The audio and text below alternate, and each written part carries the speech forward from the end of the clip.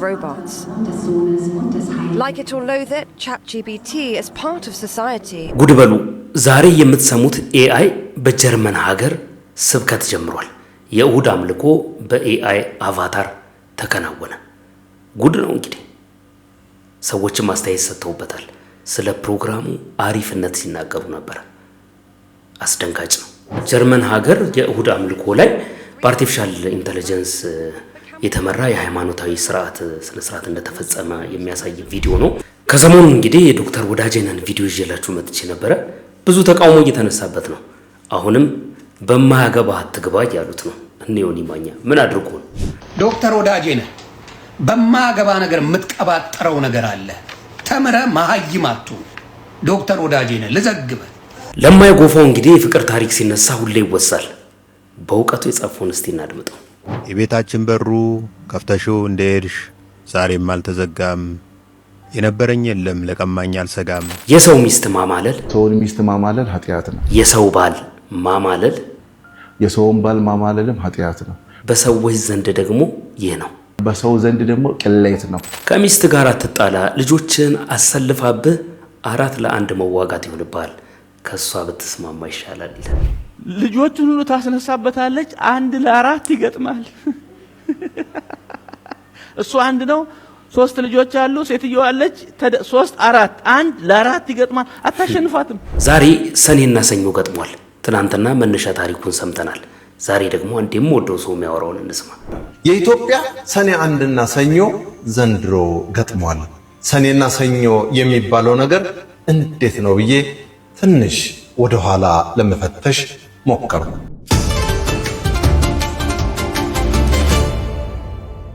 ዶክተር ወዳጄነን በማያገባ ነገር የምትቀባጥረው ነገር አለ። ተምረ መሀይም አትሁን። ዶክተር ወዳጄነን ልዘግበ አርቲስቶች በህዝቡ አመለካከት ታስረዋል ብለህ አርቲስት የህዝብ ነው። ለህዝብ ሰርቪስ ሰጥቶ ህዝብ ቤኔፊት የሚሰጠው ህዝብ ሲያለቅስ አርቲስት ምንድን ነው የሚያደርገው? ንገረኝ እስቲ በአንተ አስተሳሰብ። ለምን ተምረህ ትዶሎዱማለህ? አወቅ ሲሏት የባሏን መጽሐፍ አጠበች ለምን ትሆናለህ? ወዳጄነን ለምን ትልቅ ሰው አይደለ እንዴ? እንግዲህ ተቃውሞ እያስተናገደ ነው። ሁሉ ጊዜ ትክክል ነው ብላችሁ የምትሰሟቻቸውን ሰዎች መፈተሽ ተገቢ ነው ብዬ አምናለሁ። በተለይ ባለፈው ከጋብቻ ጋር በተያያዘ ከመፍታቱ ጋር በተያያዘ ወጥቶ ሚዲያ ላይ ያወራውን ነገር ይዘው በጣም በርካታ ሰዎች የራሳቸውን የግል ጥያቄ ሲጠይቁ ነበረ። ጥያቄውም ተገቢ ነው። ከሱ ጋር በተያያዘ እኔም አንዳንድ በኮሜንት ሴክሽን ላይ የሚመጡ ጥያቄዎችን፣ ስድቦችንም እንዲሁ ደግሞ ጭፍን ድጋፍና ወዳጅነት ያላቸው ሰዎች የሚያስተላልፉትን መልእክት ለመመልከት ሞክሬያለሁ። ቁም ነገሩ ምንድነው? በህይወታችሁ የምትደግፏቸው ሰዎች አይሳሳቱም ማለት አይደለም። በህይወታችሁ የምትደግፏቸው ሰዎች የሆነ ቦታ ይሳሳታሉ። የተሳሳቱበት ቦታ ላይ እናንተ የራሳችሁን አመለካከትና ሚዛናዊ የሆነ አቋም ልትወስዱበት ይገባል ብዬ አምናለሁ። ባለፈው የተናገረው ነገር በፍጹም የሚያስኬድ አይደለም። እንግዲህ በዚህ መልክ እየወጡ ያሉ ነገሮች እንዳሉ እንድታውቁና ስፔሻሊ ከጋብቻ ጋር ተያይዞ ያወራቸው ነገሮች ትክክል እንዳልሆኑ ለማሳየት ነው ደግሜ የመጣሁት ማለት ነው። ባለፈው ጊዜ ኮሜንት ሴክሽን ላይ ገብታችሁ የተናገራችሁ ሰዎች አቋሜን ቀይሬ ሳይሆን አቋሜን እያጸናሁላችሁ ነው። እሱ ብቻ ሳይሆን በተለያየ አመለካከቶቹ ተቃውሞ እየደረሰበት ስለሆነ ቆማችሁ መፈተሽ ያለባችሁን የሚጠቅማችሁን እየወሰዳችሁ የማይጠቅማችሁን እየጣላችሁ እንድትሄዱ ለማድረግ ነው ማለት ነው። እንቀጥል። Robots.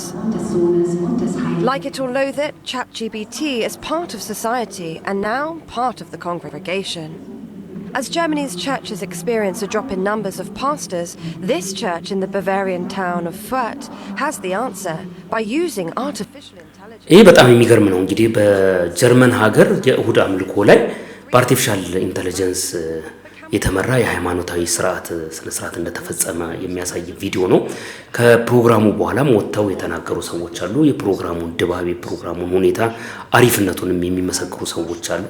ይህ እንግዲህ በዓለም ላይ ትልቅ ከሚባሉ አስደንጋጭ ክስተቶች ውስጥ አንደኛው ነው ማለት ነው። የቴክኖሎጂ አጠቃቀም ቤተክርስቲያኗ ለምእመናኖቿ ስብከትን በኤአይ የተቀመጠ አቫታር ስብከት እንዲሰጥ በሩን ክፍት አድርጋለች ማለት ነው።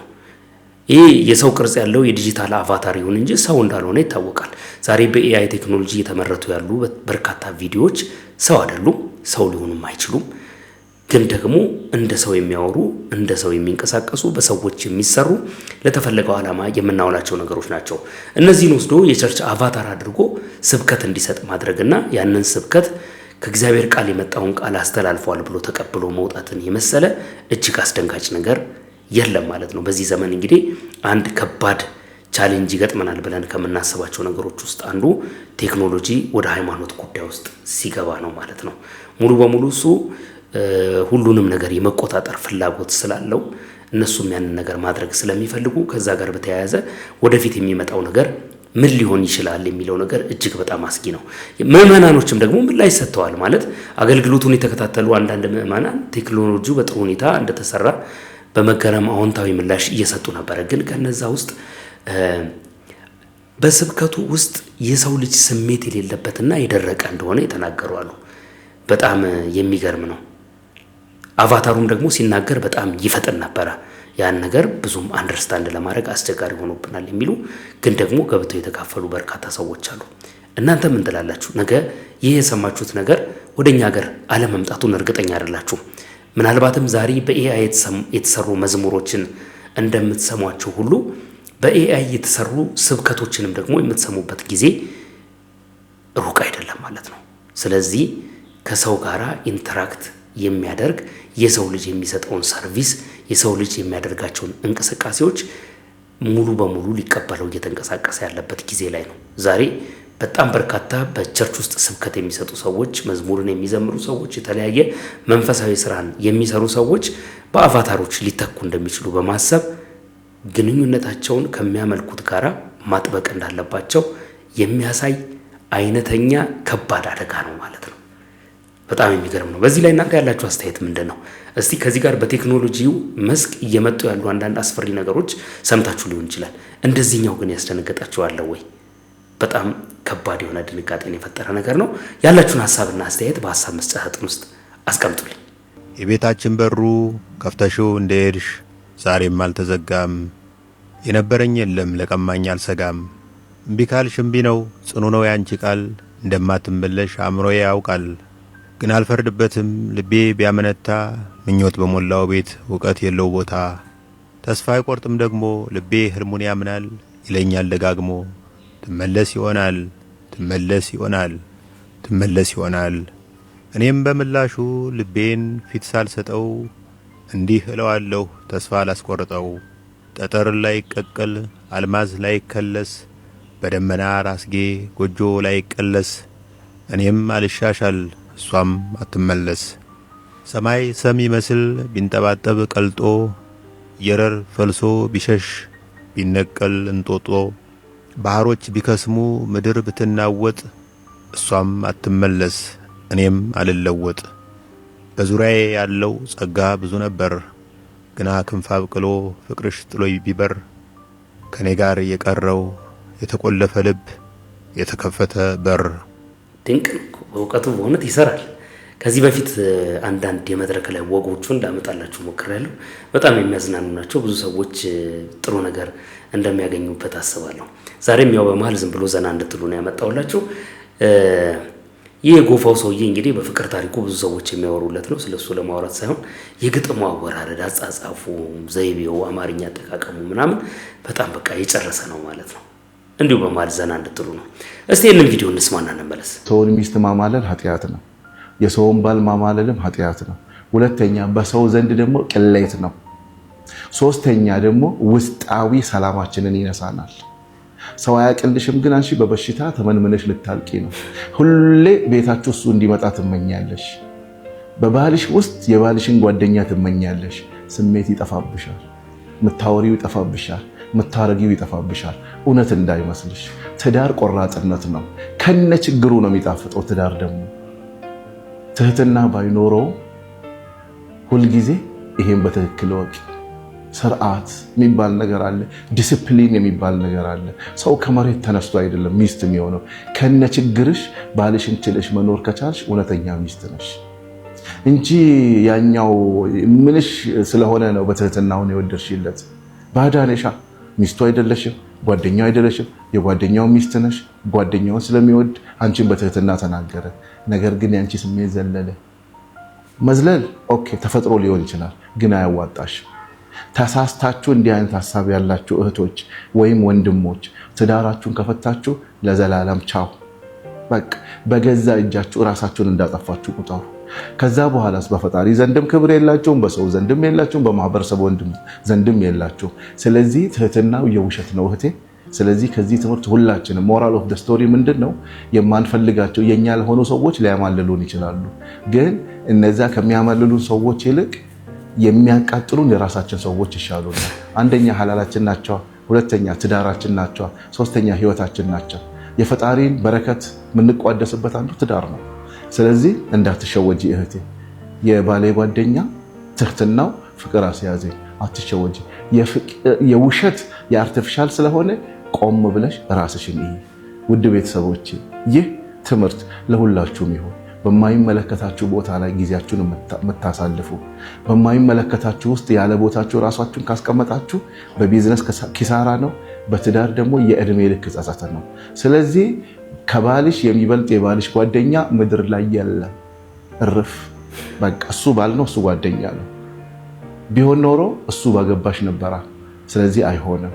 አትሳሳች። የውሸት ነው ትዳርሽን ለማበላሸት አንቺን ወደ ቅሌት ለማምጣት ነው የሚያደርገውና ከእንደዚህ አይነት ነገር ራቁ። ውድ ቤተሰቦቼ ቅር የሚላችሁ ነገር ካለ በኮሜንትም በተለያየ ነገር ከንግግሬም ይሁን እዚህ ስር በሚጻፉ ሜሴጆችን ቅር የሚላችሁ ከሆነ ከወዲሁ ይቅርታ ጠይቃችኋለሁ። በጣም ነው የምወዳችሁ፣ በጣም ነው የማከብራችሁ። ነገ እናጀራለን። በጣም ቆንጆ ምክሮች ማህበራዊ ሚዲያ ላይ ከሚሰጡ ሰዎች መካከል አንደኛው እሱ ነው። እንግዲህ ከሰሞኑ ብዙ ቪዲዮዎቹን ማህበራዊ ሚዲያ ላይ ያየን ነው የምንገኘው። በፌስቡክም በቲክቶክም ማህበራዊ ሚዲያዎች ላይ ሲሰራጭ እመለከታለሁ። ምናልባት ውድ ቤተሰቦች የምትሰሟቸው ነገሮች ይጠቅሟቸዋል ብዬ የማስባቸውን ነው የማመጣው። ዝም ብዬ ቪዲዮዎችን ይዤ አልመጣም። በተቻለ መጠን ቪው ለማብዛትና ብዙ ሰዎች እንዲከተሉ ሳይሆን ጥራት ያላቸው ሰዎችና መልካም የሆኑ ሰዎች ከዚህ ምክር የሚጠቀሙ ሰዎች ይኖራሉ ብዬ ስለማምን የማመጣቸው ሜሴጆች ናቸውና እየጠቀማችሁም ነው ብዬ አስባለሁ። ብዙ ሰዎች በኮሜንት ሴክሽን ላይ የምትጽፏቸውን ነገሮች ሁሉ ጊዜ እመለከታለሁና መሳቅ ይቻላል። በየቀኑ የሚያስቁ ቪዲዮዎችን እያመጣን መሳቅ እንችላለን። ሁሉ ጊዜ ግን እንደዛ አይደለም ላይፍ እና አንዳንድ መስተካከል ያለባቸው አሪፍ ነገር እንዲሆኑ የምትፈልጓቸው ለነገ ህይወታችሁ ደግሞ በጣም ጥሩ የሆነ ትምህርት የሚሰጧችሁ ነገሮች ካሉ እነሱ ላይ ፎከስ ማድረጉና በዛ አቅጣጫ መስራቱ የተሻለ ነው ብዬ ስለማስብ የሚረባ መልእክት እንዲሆን በተቻለ መጠን ጥረት አደርጋለሁ ማለት ነው። ሁለተኛውን መልእክት እስቲ የፓስተር ደሞዝን እንስማው። በጣም ምርጥ ነው፣ ስሙት። አንዳንድ ወንድ ሞኝ ነው። ሚስቱን በደንብ ስለማይዝ ልጆቹን ሁሉ ታስነሳበታለች። 1 ለ4 ይገጥማል። እሱ አንድ ነው፣ 3 ልጆች አሉ። ሴትየዋ አለች 3 4 1 ለ4 ይገጥማል። አታሸንፋትም። ልጆቹን ሁሉ አሰልፋባለች። ስለዚህ ምንድነው እሷን ያዝ። ሴትን የሚይዝ ቤተክርስቲያን ያድጋል። ሴትን የሚይዝ አገር ያድጋል። ለዚህ ነው በደርግ ገብቶት ነው መሰለኝ ያለ ሴቶች ተሳትፎ አብዮቱ ግቡን አይመታም ነበር። ግቡን አይመታም።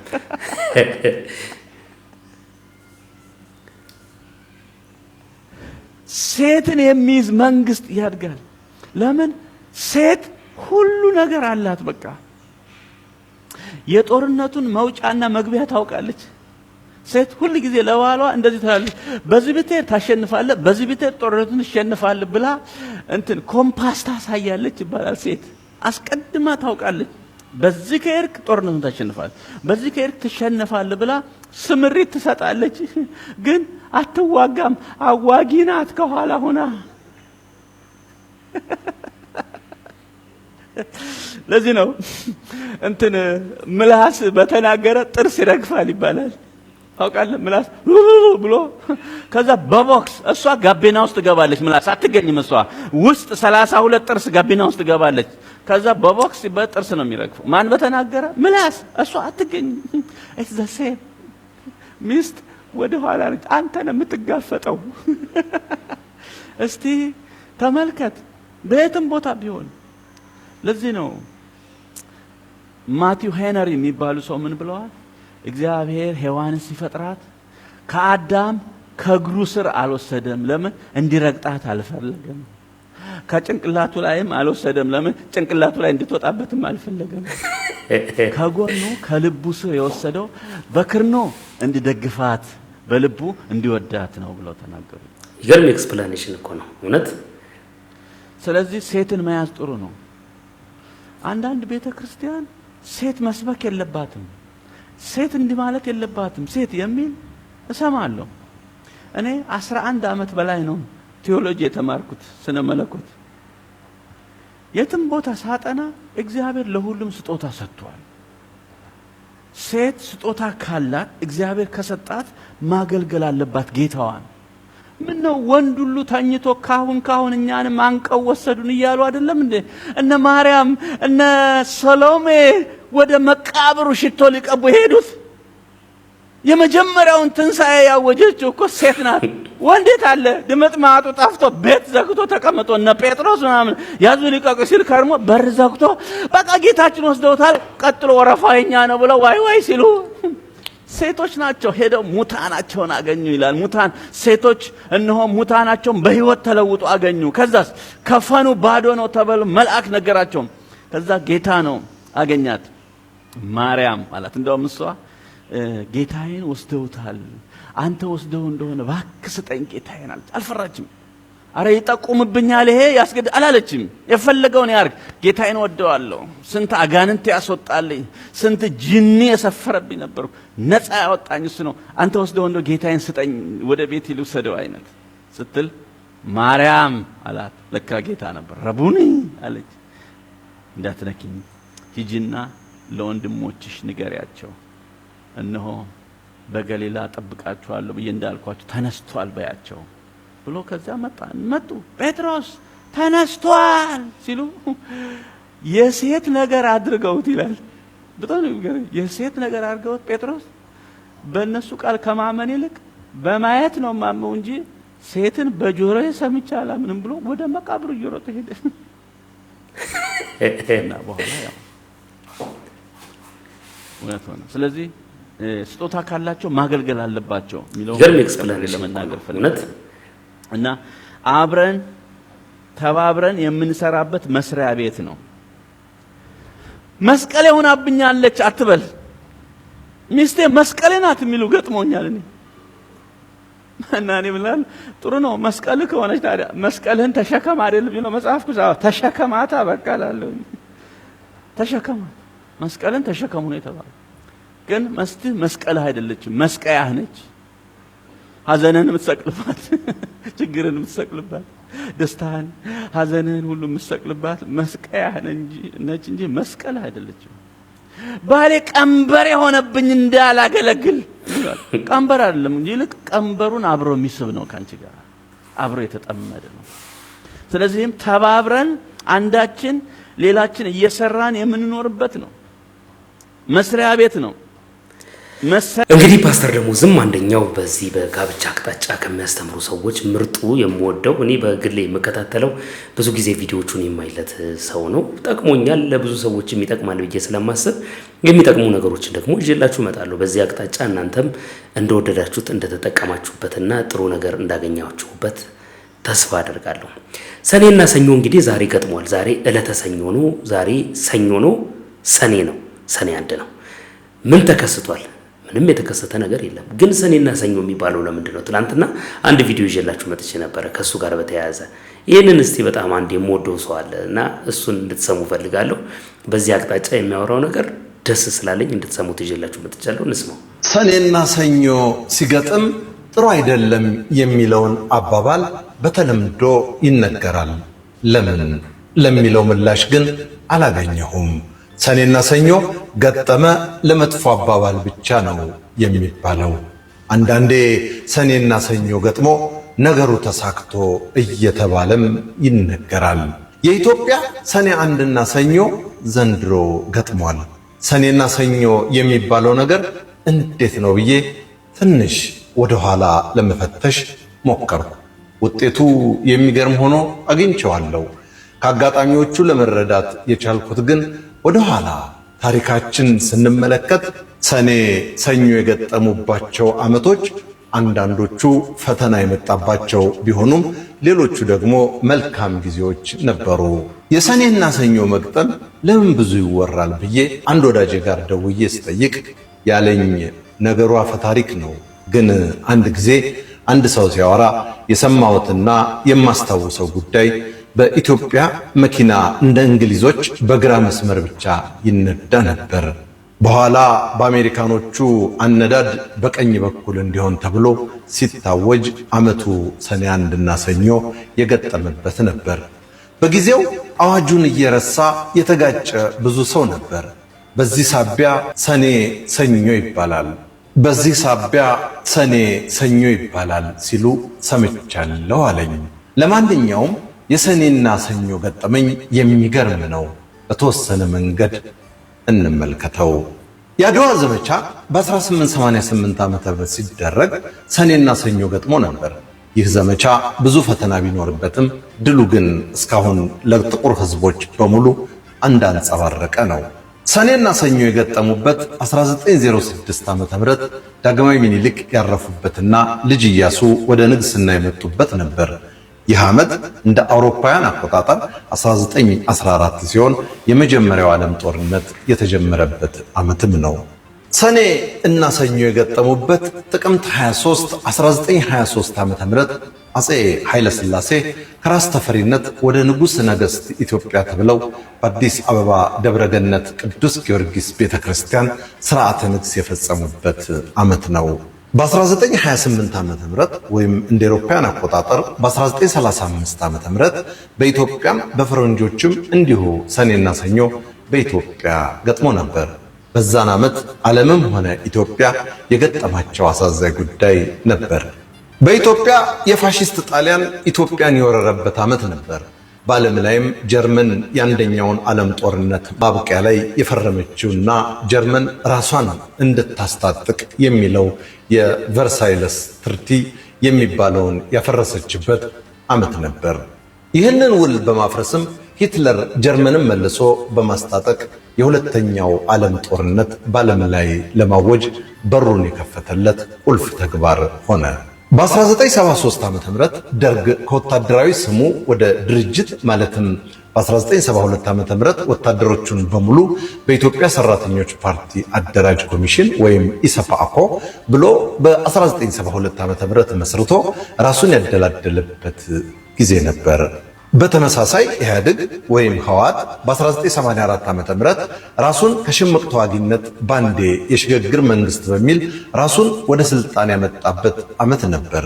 ሁለቱም 1973 ዓ.ም እና 1984 ዓ.ም የዋሉት ሰኔዎች ሰኔ አንድ የዋሉት ሰኞ ቀን ነበር። የአቶ ኢሳያስና የአቶ መለስ ግጭት የተጀመረው ሰኔና ሰኞ በገጠሙበት በ1990 ዓ.ም አቶ ኢሳያስ ባድመን ሲወሩ ነበር። ሰኔና ሰኞ የገጠሙበት የኮሮና ወረርሽኝ በ2012 ዓ.ም ወይም 2020 ዓ.ም እንደ አውሮፓ አቆጣጠር በፈረንጆችም ሆነ በኢትዮጵያ አቆጣጠር ሰኔ አንድና ሰኞ ገጥሟል።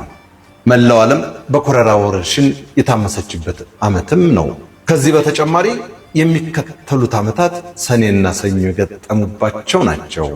1900 ዓ.ም 1934 1951 1956 1962 እና 1979 ዓ.ም ይጠቀሳሉ።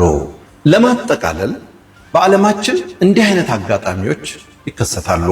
ከላይ ካሉ ዓመታት ብቻ ብንመለከት ሁሉም መጥፎ ቀኖች አይደሉም።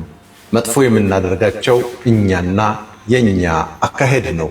ለምሳሌ የአድዋ ጦርነት ላይ ከንጉሱ ጀምሮ ህዝቡ ዝግጅት አድርጎ ከአምላኩ ታርቆ ባይነሳ እስካሁን በባርነት ውስጥ የገባን ህዝቦች በሆን ነበር። ጥሩ ቀኖች እንዳሉ ሁሉ ክፉ ቀኖች አሉ። ይህ የምናውቀው ነው። ሁሉንም ጥሩ ለማድረግ ግን የኛው ውሳኔ ነው።